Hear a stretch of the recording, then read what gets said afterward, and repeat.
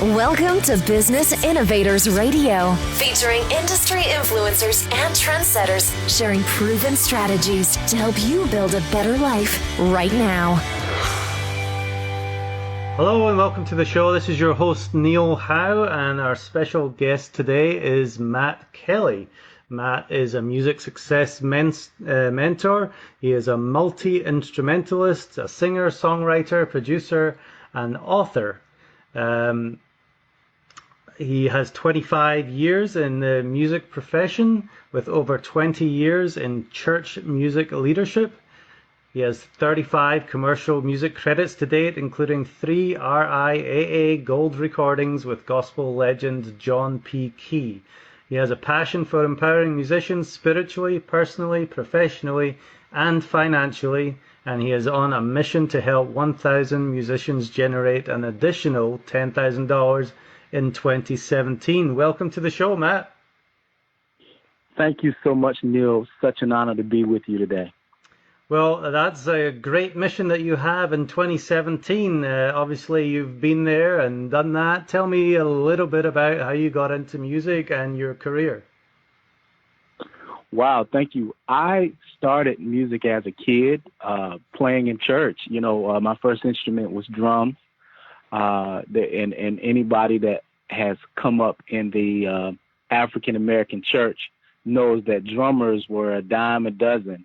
Everybody had a pair of sticks lined up waiting to get their shot in church services. But eventually I wanted to separate myself from those drummers, even as a kid, and stretched out and expanded into playing keyboard. And that took me into the public school music system. And as a drummer and percussionist, and actually cellist, and a bassist in the classical arena. So that's what was my segue into the public school music system, and being a classically trained cellist and bassist, and eventually classically trained orchestral percussionist is what took me to college, and began to study in college, and all the while. All along playing in the community with groups, jazz groups, R&B groups, church groups. So spent a lot of time cutting my teeth actually in the field, learning how to make music and make it sound good enough that people will continue to ask me to play. Yeah. But we've enjoyed that, and those experiences grew. And my platforms got greater and greater over the years. And one thing that I really began to notice, even after all of the things that I've done and accolades, one problem that I noticed, and it started with me, Neil, is that none of the accolades or none of the accomplishments translated into long-term financial stability for me. Mm-hmm.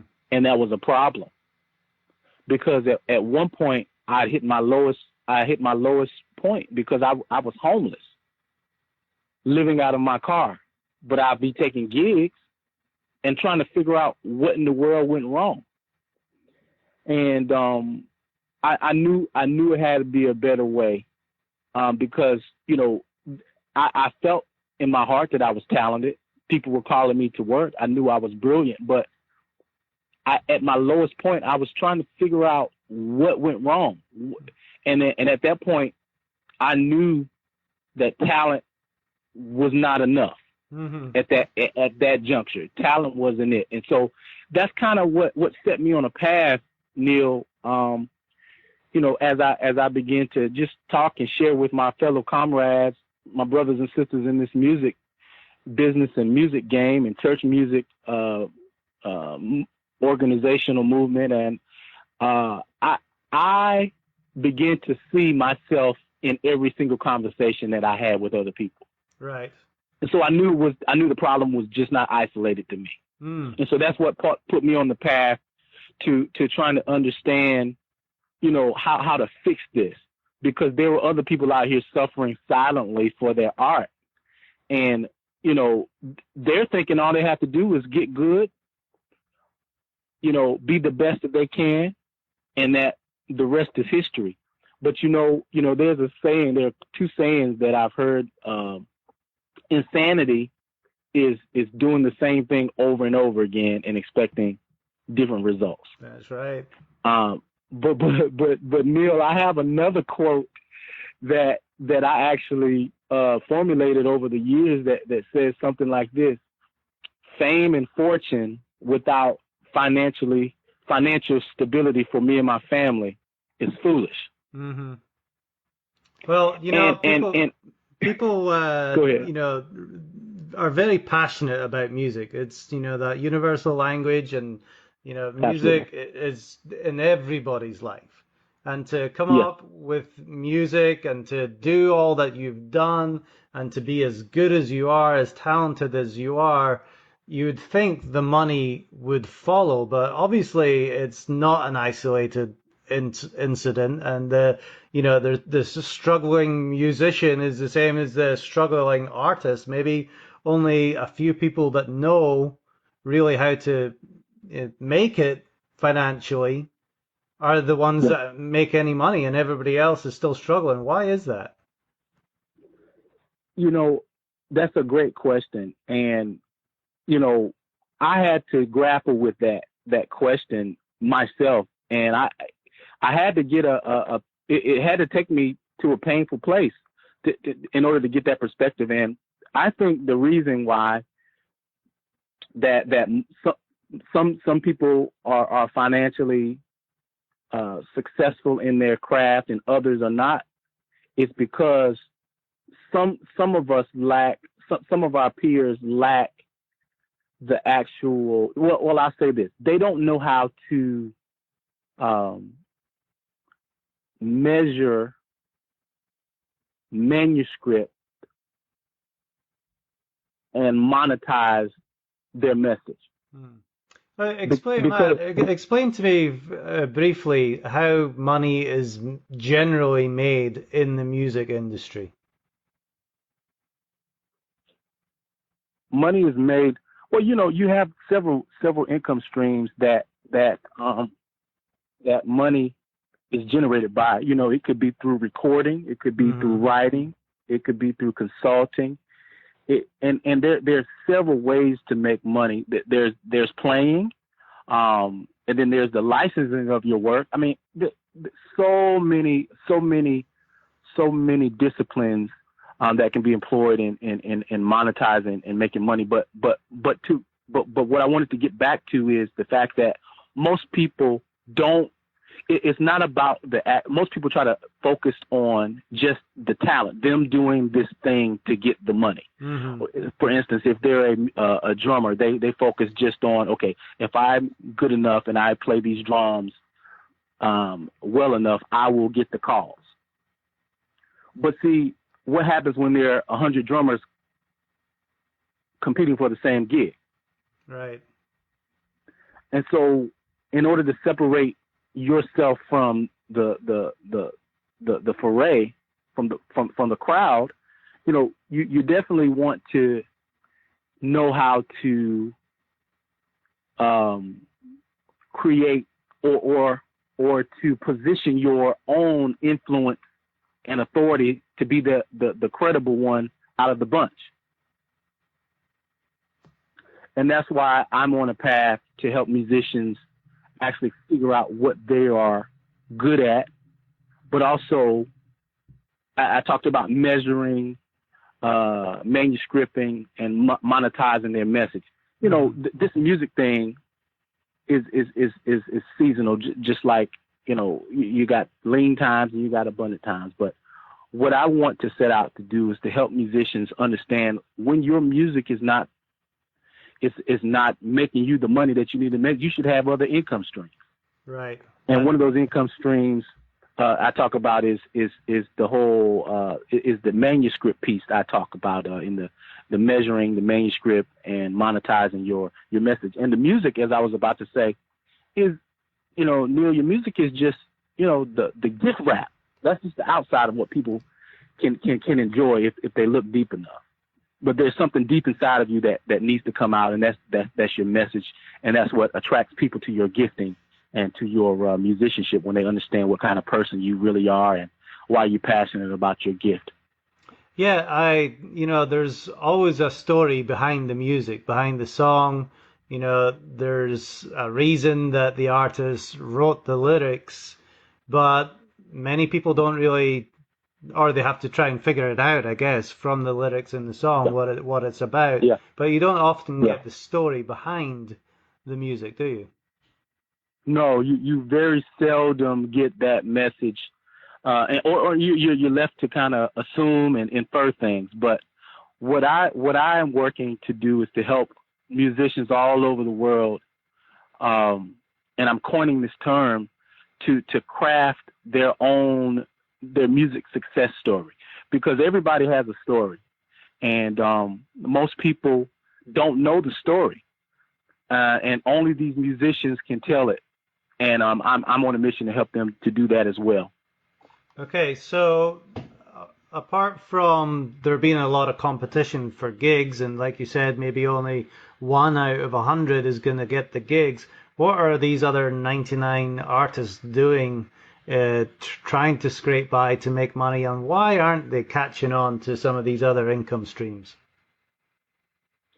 Well, to tell you, these musicians, some musicians are resorting, at one point, I've tried other things, when music wasn't working out, only to figure out that I wasn't good at those other things. I tried other day jobs, and a lot of musicians are doing that. When the competitive gigs are taken, some musicians are forced to get day jobs that they hate just to keep the ends, just to make ends meet. And that pains me, because in some instances, musicians have to fake being good at something that they hate just to get money. Mm-hmm. Between the substantial gigs that bring in the income, that's not always predictable. So what other problems do musicians have? Is it being recognized as somebody that gets a substantial fee for a gig? Is it in the marketing that they're not getting themselves out there? Yeah, I would definitely agree with that. I believe that most musicians don't know how to really market who they are. They don't know how to market their brilliance. They don't know how to market how great they are without having to say themselves, who they are. Mm-hmm. Most musicians try to let their work speak for them. And sometimes that's just not enough, because everybody's submitting their body of work.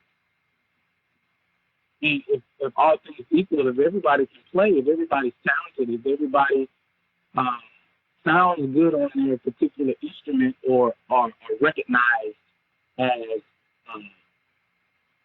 a front runner on their instrument, how do you separate yourself, especially if you're not good at marketing yourself? And I think a lot of musicians succumb to that. Only they know, or the people in their immediate family or their immediate circles know how good they are, and that message is not amplified in the proper circles.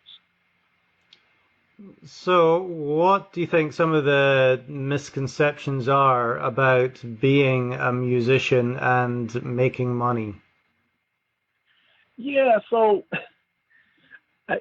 making money and being a musician can sometimes be an oxymoron, but I'll tell you, most people think that this life is all glitz and glamour. Yeah, of course, there are high-profile situations that you get yourself into, and you're able to see the world on somebody else's dime and meet people that you probably would have never met. But the truth of the matter is, a lot of that stuff is just vanity. A lot of musicians are out here. The video reel, the highlight reel is being populated, but the truth of the matter is, there's really no financial stability from gig to gig, and it's a lonely life, because you're on this road, you're living out of your suitcase, and you're in hotels, and so that can get really rough after a while. not to mention any of the other variables that might affect the lifestyle of a musician on the road. Right. So you're doing some things to help musicians make money, and one of those things is getting them to tell a little bit of their story in a book project that you're doing. Tell me about that. What is the title of the book, and how is that going to help? Yeah, thank you for bringing that up. I've put together a project. Well, first and foremost, we're doing trainings that we're calling marketing your music success. We've done webinars, and we're going to be doing live workshops in person. But part of these workshops are bringing an awareness to the fact that there is another way. We understand the problems, but there is another way. And as a part at the end of the webinar and the trainings, we're offering musicians an opportunity to be a part of a collaborative tips book. And that book is called Music Success in Your Market. And my goal with this book is to create a platform for thought leaders in the music space. And as I mentioned, with my own personal story, I believed with every fiber of my being that I was great and that I was brilliant and that I had something to say, not only on my instrument, but as an individual. But most people would never get the chance to hear that story. And we're offering musicians a chance to tell their story and also just be a part of something that's never been done on this level, to create unity and solidarity in the music community by allowing people to come together to tell their stories. I think that's really important. I think that the people out there, the fans, the roadies, everybody that follows you as a musician really wants to know the backstory and find out more about you if they really love your music. But who is this book really being written for? This book is being written for aspiring musicians as well as seasoned musicians. And my hope is that, we would inspire those musicians to go after whatever their definition of success is. Okay, and as far as the musicians that are established, why do you think they should be a part of this book? I think that these established musicians will have an opportunity to pay it forward a little bit, to talk about their life on this side of their experiences in retrospect, but also that they can finally just document for legacy's sake their story for someone else, perhaps their grandchildren or their grandchildren's children, to come along and read and actually review that part of history that preceded them. And for those musicians who don't have the notoriety or the following of some of the bigger musicians, why would they want to be part of this book? What benefit would it be for them? Well, in its purest form, it will also help the musician on their way up to establish some credibility in telling their version of their definition of success. It will give them credibility as well. Definitely. And of course, being alongside other musicians that have an established presence in the market will give that added credibility just to be mentioned alongside of them. So give me an outline of the book. I know you've put a lot of thought into this, Matt. What are some of the chapter titles maybe or headings? What is the book going to be about? Give us a little bit of a feel for that. Absolutely. The book right now it has we've outlined 10 chapters, could be 11. But basically, we're going to be allowing musicians to talk about things such as marketing and booking gigs. Also, we have chapters in the book that talk about church music leadership, something that's near and dear to my heart. We also have chapters on music production, vocal production, which is another art form within itself. We're going to talk about have chapters that talk about protecting your assets, landing high-profile gigs, and there are other chapters that talk about networking. You know, it's an all-around book that we couldn't cover everything, but you know, we did want to give a well-rounded look into some of the disciplines that are popular that musicians use to earn a honest living. I'm out here working. Right. Well, it seems like there's going to be a great deal of information in the book from people who have lived the music scene like yourself for a number of years and have learned the lessons so that they can share some of that knowledge and experience with the up-and-coming bands and musicians that might not know some of the pitfalls in the industry. So when are you looking to have this book complete? How long is it going to take, and how many authors are you looking for to get some of their knowledge? Well, I look forward to completing this book within the next month, and from then, this book, I hope to secure all the authors. Let me say that within the next 15 days to a month, and hopefully within a 90-day window, everything will be completed.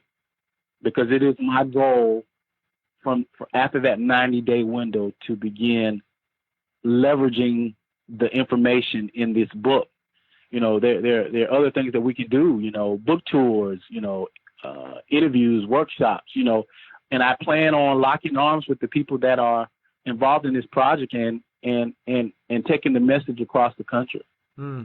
Awesome. Once you have a book, certainly there's many things that you can do with it, but the book itself is just one way to, help get the message out.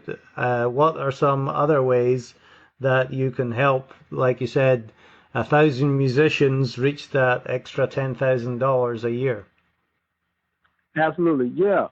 By really working individually, it's no cookie cutter plan, but I really want to work with musicians, individually to help zero in on the properties that they have. And I talked about intellectual property. And most musicians don't value their knowledge and experience as intellectual property. Mm-hmm. And then also providing a medium to package that and give that to the world. Not just intellectual property, but if there's something that they are really good at and some things that might not necessarily be music related that could add to their mix of income. But the main thing is this: having a plan and executing it. Most of the time, if we're involved with something, we can't really appreciate all of what we have to offer. It's almost like you can't see a play from the stage. Sometimes it takes an objective person looking from the outside to be able to zero in on the attributes and the things that musicians would have to offer. Secondly, through workshops and seminars, the one-to-many model, helping musicians through education and personal and professional development, and placement as a result of their higher profile that we help them to create in the marketplace. Now, you call yourself a music mentor, and you're talking about coaching and consulting here. Do you have any examples of somebody through the years that you've really been able to help do some of these things that really transformed their business and their career? Absolutely.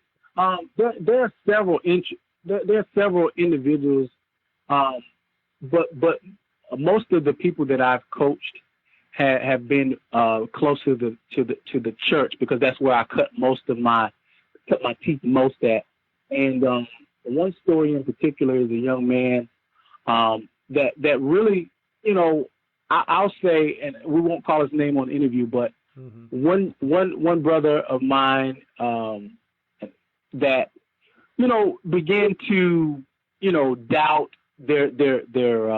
their skills, because quite frankly they weren't really being valued and appreciated. And what I like to do is just come along and just figure out the heart of the individual and find out their assets. And this particular individual, I felt like he was brilliant, but he was not being valued.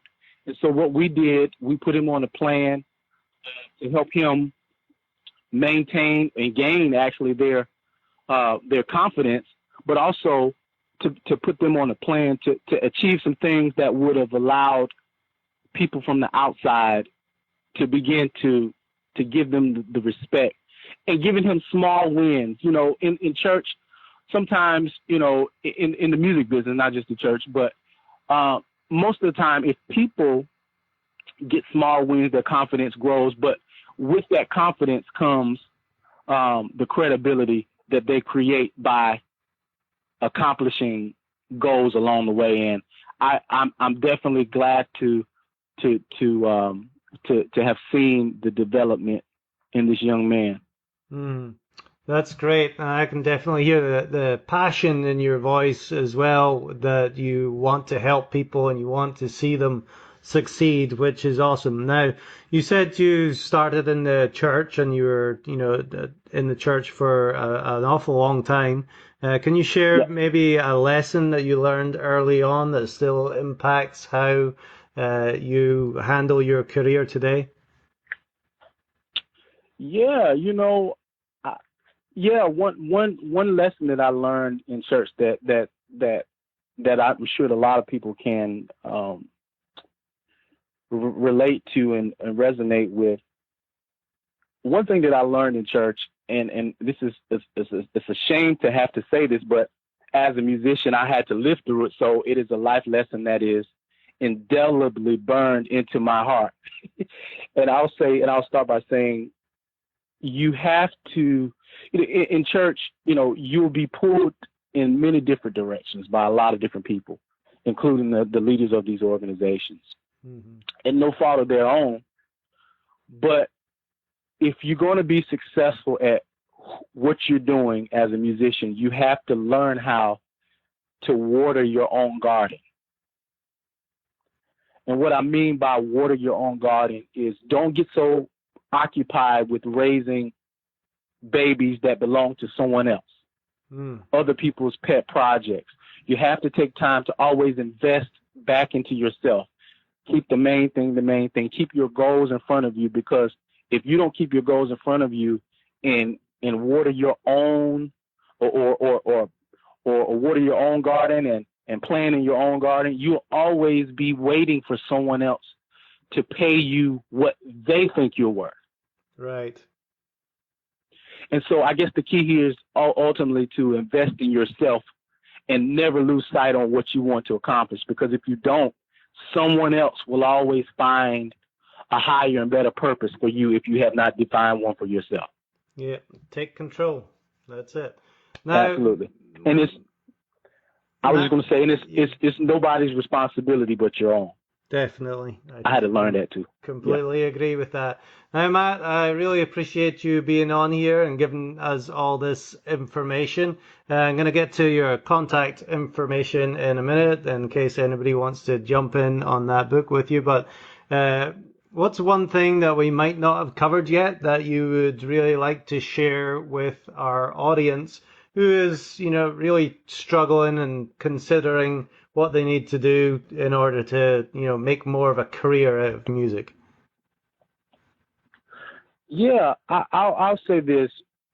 Nobody can, and it's almost a piggyback off my last comment. Nobody can motivate you to do what you need to do for you. Take action, take definitive action. And one thing that I would really suggest that we hadn't talked about in someone starting a career or maintaining or improving a career in music, I would say the main thing that you have to do is start now. Take action. Start today. Make a decision that you're going to improve it and nobody else is going to hand you anything. So I think that's one thing that some musicians, they struggle with is procrastination, and, not only just starting now, but sticking around to see the fruits of your labor. It's not going to be easy. It's not going to be convenient, and it's not going to be comfortable. But if you start today and commit to being here a year from now, you'll be amazed at how far you've come if you just start walking and don't stop. Very, very wise words. Take action every day. Well, Matt, I am really looking forward to seeing the finished product, music success in your market. I know there's lots of music success stories that people want to tell and people want to hear. So tell me how somebody that is interested in being a part of this can get in contact with you. Absolutely. Thank you for this opportunity.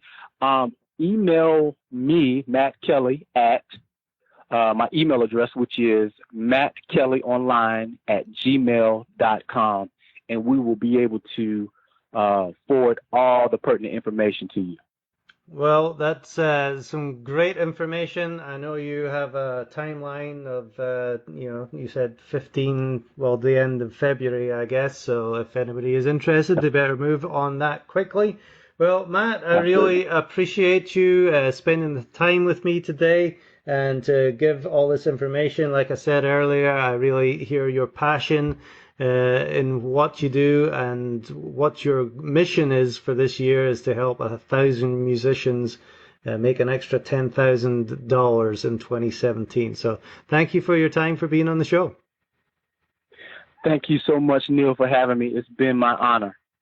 And to our listening audience, if you like what you hear, please hit that like button and share, and we'll see you next time on the show.